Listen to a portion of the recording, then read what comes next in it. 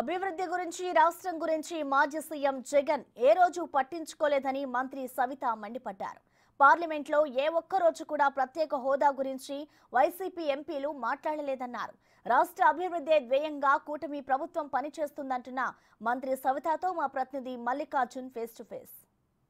మాట్లాడేందుకు మంత్రి సవిత ఉన్నారు, ఆమెతో మాట్లాడారు. మేడం, ఇందాక జగన్ మాట్లాడుతూ కూడా కొన్ని వ్యాఖ్యలు చేయడం జరిగింది. బీజేపీకి బలం లేక సంకీర్ణ ప్రభుత్వం ఏర్పాటైంది, ఈ సమయంలోనే ప్రత్యేక హోదా అనేది డిమాండ్ చేయాలి, ఎందుకు డిమాండ్ చేయలేదని కూడా క్వశ్చన్ చేసింది.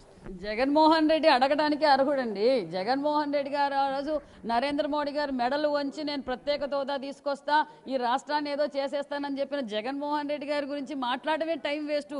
ఎందుకు చెప్పండి? ఈరోజు 5 ఏళ్ళు ఏం చేశాడు జగన్మోహన్ రెడ్డి? పార్లమెంట్లో సీట్లు అన్ని ఇచ్చారు.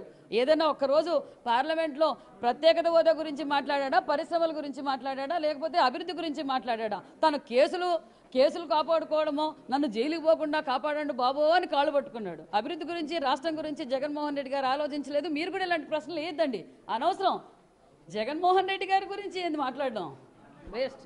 మండలిలో పూర్తి మెజార్టీ ఉంది, ప్రతిపక్ష పాత్ర పోషిస్తాం, ప్రజల పక్షం పోరాటం చేస్తామని కూడా కామెంట్ చేశారు. రమ్మనండి, రావాలి.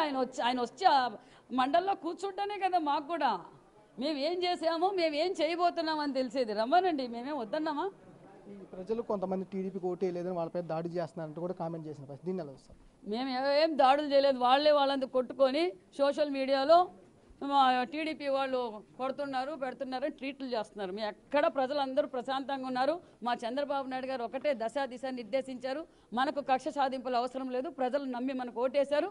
మనం అభివృద్ధి ధ్యేయంగా పనిచేద్దాం, అభివృద్ధి సంక్షేమం మనకు ముఖ్య లక్ష్యం అని కూడా మాకు తెలియజేశారు. ఫైనల్గా మేడం, ప్రజల్లోకి పోరాటం చేయడానికి నేను త్వరలో రాబోతున్నానని కూడా ప్రకటించిన పరిస్థితి. దీన్ని రమ్మనండి, ఎవరొద్దన్నారు? ఇది ప్రజాస్వామ్యం. మేమేమి మా లోకేష్ బాబు గారు యువగలం పాదయాత్ర చేస్తుంటే జగన్మోహన్ రెడ్డి గారు ఏ విధంగా ఇబ్బంది పెట్టారో రాష్ట్రం అంతా చూశారు. కానీ చంద్రబాబు నాయుడు గారు ఒక విజనరీ లీడర్, క్రమశిక్షణ, ప్రజాస్వామ్యాన్ని గౌరవించే నాయకులు. మరి ఆయన ప్రజల్లోకి వెళ్తానంటే వెళ్ళనండి, ఎవరొద్దన్నారు?